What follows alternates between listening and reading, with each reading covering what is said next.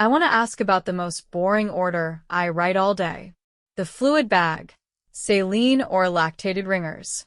Does it actually matter? It matters, but not the way the argument gets framed. You're not choosing between a good fluid and a poison. You're choosing between two imperfect salt waters.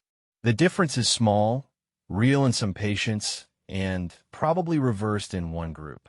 Start with the chemistry. Why is saline not physiologic? Because it is not. It is 154 milliequivalents of sodium and 154 of chloride.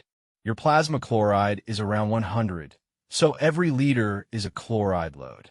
Give enough, and you create a hyperchloremic metabolic acidosis you caused yourself. High chloride may also constrict the afferent arteriole and drop renal blood flow. And balanced fluids fix that? They soften it. Lactated ringers as chloride near 109, a little potassium and calcium, and lactate the liver turns into bicarbonate. Plasmolite 148 is similar with acetate and gluconate. Closer to plasma, which sounds like it should win decisively. Hold that thought because the trials are more humble than the physiology. Where did the modern evidence start? 2 Vanderbilt trials, published the same day in the New England Journal in 2018. SALT-ED, about 13,900 non-critically ill emergency department patients admitted outside the ICU. SMART, about 15,800 ICU patients. Both balanced crystalloid versus saline. What endpoint? On the floor, mortality is almost nothing. Which is why they use MAKE 30. Major adverse kidney events at 30 days. Death, new dialysis, or persistent kidney dysfunction. In SALT-ED, the primary endpoint, hospital-free days, was flat. But MAKE 30 was 4.7% versus 5.6%. Adjusted odds ratio 0.82.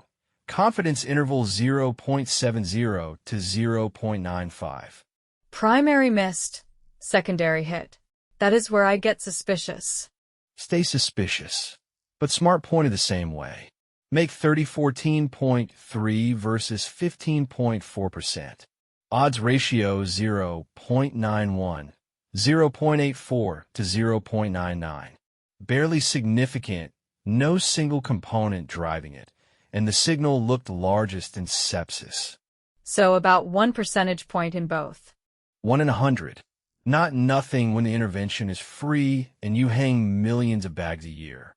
Also not the miracle that physiology promised. I sense a but coming.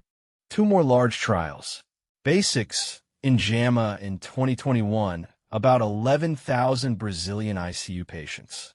90-day mortality 26.4 versus 27.2%.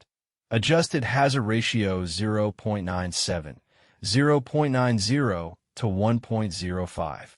Then plus New England Journal 2022, about 5,000 Australian and New Zealand ICU patients on Plasmolite.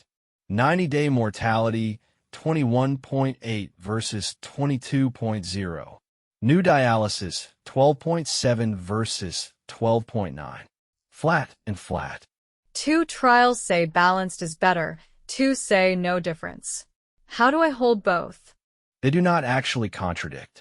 The Vanderbilt trials had huge numbers and a sensitive kidney composite. Basics and Plus asked about 90-day mortality, a much harder endpoint, and in Plus many patients got saline before enrollment. If the true effect is 1%, most trials cannot see it. Is there a synthesis? Best Living, Lancet Respiratory Medicine, 2024. Individual participant data, 34,685 ICU patients. In hospital mortality, 16.8 versus 17.3%. Odds ratio 0.962, credible interval 0.909 to 1.019. That crosses 1. But the posterior probability of mortality reduction was about 89.5%. Probably a small benefit, not a proven one. You said reversed in one group. Traumatic brain injury. Mortality 19.1% with balanced crystalloids versus 14.7 with saline. Odds ratio 1.424. Credible interval 1.1 to 1.82. That is large and in the wrong direction.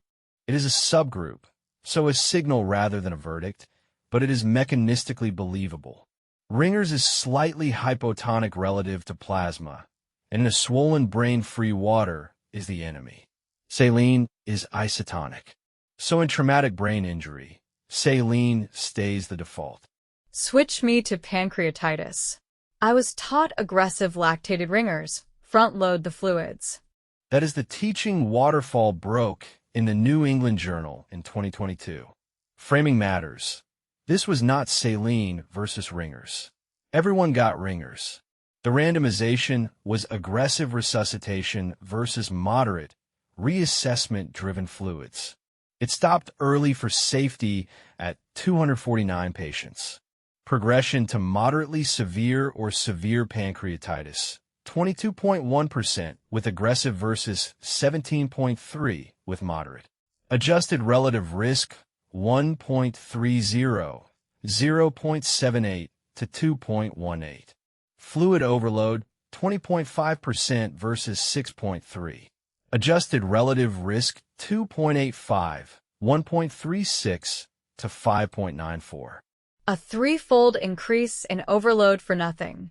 For nothing measurable. So the pancreatitis rule has two halves people keep merging. Ringers is a reasonable fluid.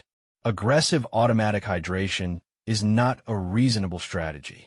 Give moderate, reassessment-driven fluids and bolus only if the patient is actually hypovolemic. Give me the bedside version. Balanced crystalloids are a reasonable default for most hospitalized and septic patients. Roughly 1 percentage point on kidney outcomes, most convincing in sepsis. Saline keeps real roles, traumatic brain injury, or any concern for cerebral edema, where tonicity is the priority, hypochloremic alkalosis, hyponatremia protocols, and compatibility, because the calcium in ringers is a genuine problem with some drugs and with blood products in the same line.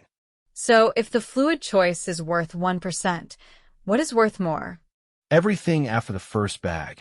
How much when you stop and when you start taking it off? WATERFALL is the cleanest proof. Same fluid, different strategy, 3 times the overload. One line. Balance by default, saline, when tonicity or compatibility says so, and spend your real attention on the volume and the reassessment, not the label. That is it for this episode of the ASENS Journal Club. Everything we discussed is for education only, not individual medical advice. Look at the primary papers, current guidelines, and your own patient before you act. Thanks for listening. We will see you next time.